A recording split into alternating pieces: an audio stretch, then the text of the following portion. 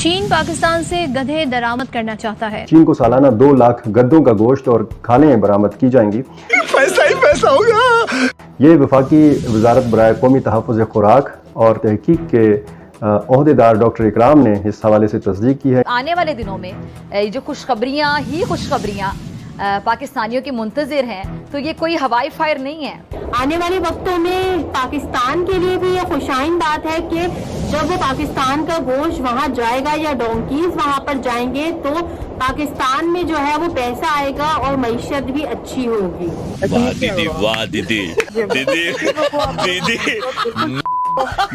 دیدی میں سرکار میں رہتا، میں آپ کو توپوں کی سلامی دلواتا دیدی۔ ہم نے پہلے گدھے بیچے 60-70 لاکھ، اب جو ہے نا گدھوں کا گوشت ہے نا ہم سے مانگے۔ جب چائنا میں ڈونکیز کی جو ڈیمانڈ ہے اس میں اضافہ ہوا ہے تو پاکستان نے ڈونکیز کے ریٹ جو ہے وہ بڑھا دیے ہیں، یعنی ایک ڈونکیز 5-6 لاکھ روپے میں فروخت کیا جا رہا ہے۔ ہم لوگوں کے لیے تو اب بہتر یہ ہے، اس سے زیادہ بہتر ہے کہ ایکسپورٹ کر دیں، اس سے بہتر کہ ہمارے ہوٹلز جو ہیں وہ ہمارے کھانوں میں شامل کریں، تو زیادہ یہی اچھا ایکسپورٹ کریں۔ اور پاکستان کے معاملات آپ دیکھیں، چین اور پاکستان سی پیک کے ذریعے ایک دوسرے کے بہت زیادہ قریب آئے ہیں اور بہت زیادہ قربت جو ہے دوستی، اور کچھ عناصر یہ نہیں چاہتے کہ یہ دوستی مزید آگے بڑھے، سی پیک کا منصوبہ کامیاب ہو، اور اسی حوالے سے آپ دیکھتے ہیں کہ چین جو پاکستان میں شہری ہیں، جو ماہرین ہیں، ان پر حملے بھی ہوتے ہیں۔ ایک دلچسپ خبر بھی بیچ میں میرے سامنے آئی ہے، میں وہ آپ کے سامنے رکھ دیتا ہوں۔ انہوں نے کہا کہ رواں برس کے اختتام تک پاکستان چین کو گدھوں کا گوشت اور کھالیں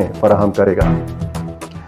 ڈاکٹر اکرام نے بتایا کہ یہ ابھی جو چین سے معاہدے ہوئے ہیں وہ سالانہ 2,16,000 گدھوں کی کھالوں اور گوشت کی ترسیل کے حوالے سے ہیں، لیکن چینی کمپنیاں ذبح خانے کراچی پورٹ کے قریب بنانے میں دلچسپی رکھتی ہیں۔ انہوں نے کہا کہ ایسا کرنا ہمارے لیے اپنی فوڈ سیکیورٹی کی وجہ سے ممکن نہیں، کیونکہ اگر شہر کے اندر ذبح خانے بنائے گئے تو لوکل مارکیٹ میں بھی وہ گوشت پہنچ سکتا ہے، اس لیے ایسی کسی درخواست کو منظور نہیں کیا جا رہا۔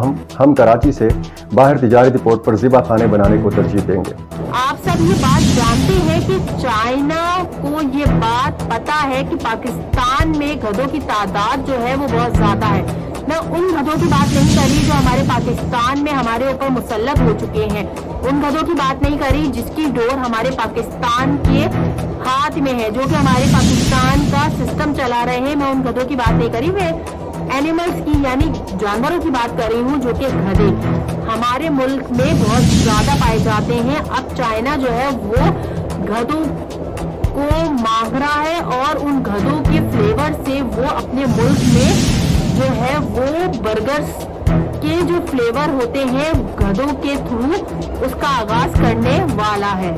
وہ ارشد گھاسیں کھاتے ہیں، وہ کھاتے ہیں، وہ بہت بڑا کچھ کھاتے ہیں، وہ ایسے ایسے جانور کھاتے ہیں کہ ہم سوچ نہیں سکتے۔ چائنیز بڑی گندی مارکیٹ میں جا کر دیکھو، آپ کانوں کو ہاتھ رکھ گا تو کچھ بھی نہیں ہے۔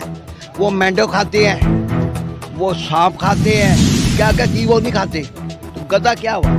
وہ کتے کا گوشت کھاتے ہیں، ہر چیز وہ کھاتے ہیں جو ہم سوچ بھی نہیں سکتے۔ یہ تو پھر کہنے کا مقصد ہے ہم بھی کتنے گدھے کھا چکے ہیں ابھی تک پاکستان میں۔ وہ کھا چکا، وہ دھوکے کے ساتھ کھا چکا، کوئی کھانے کے لیے کوئی تیار ہے، کوئی بھی تیار نہیں ہے۔